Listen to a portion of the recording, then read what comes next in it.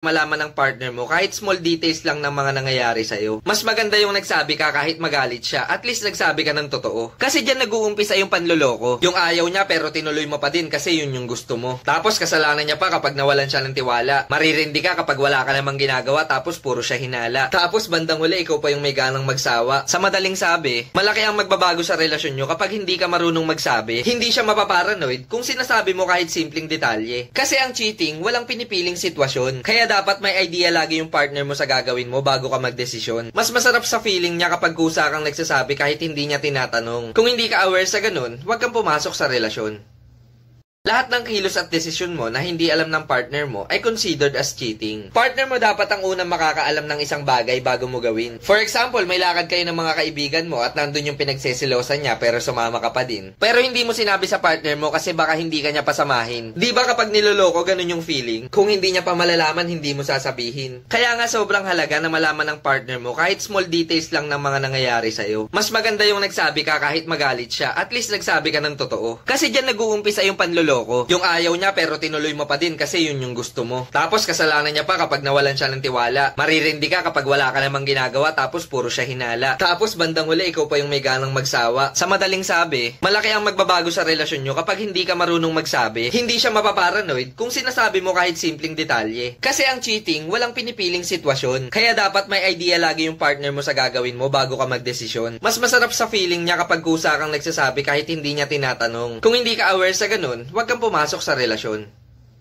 Lahat ng kilos at desisyon mo na hindi alam ng partner mo ay considered as cheating. Partner mo dapat ang unang makakaalam ng isang bagay bago mo gawin. For example, may lakad kayo ng mga kaibigan mo at nandun yung pinagsesilosan niya pero sumama ka pa din. Pero hindi mo sinabi sa partner mo kasi baka hindi ka niya pasamahin. Di ba kapag niloloko ganun yung feeling? Kung hindi niya pa malalaman, hindi mo sasabihin. Kaya nga sobrang halaga na malaman ng partner mo kahit small details lang ng mga nangyayari sa'yo. Mas maganda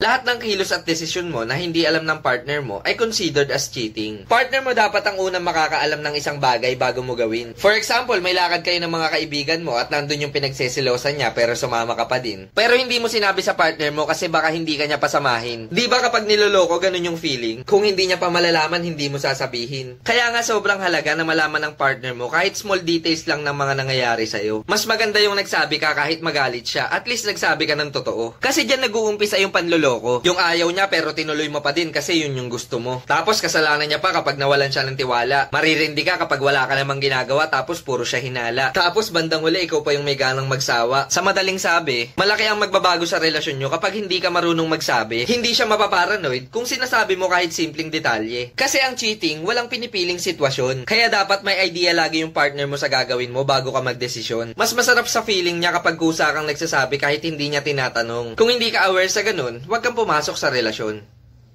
Lahat ng kilos at desisyon mo na hindi alam ng partner mo ay considered as cheating. Partner mo dapat ang unang makakaalam ng isang bagay bago mo gawin. For example, may lakad kayo ng mga kaibigan mo at nandun yung pinagsesilosan niya pero sumama ka pa din. Pero hindi mo sinabi sa partner mo kasi baka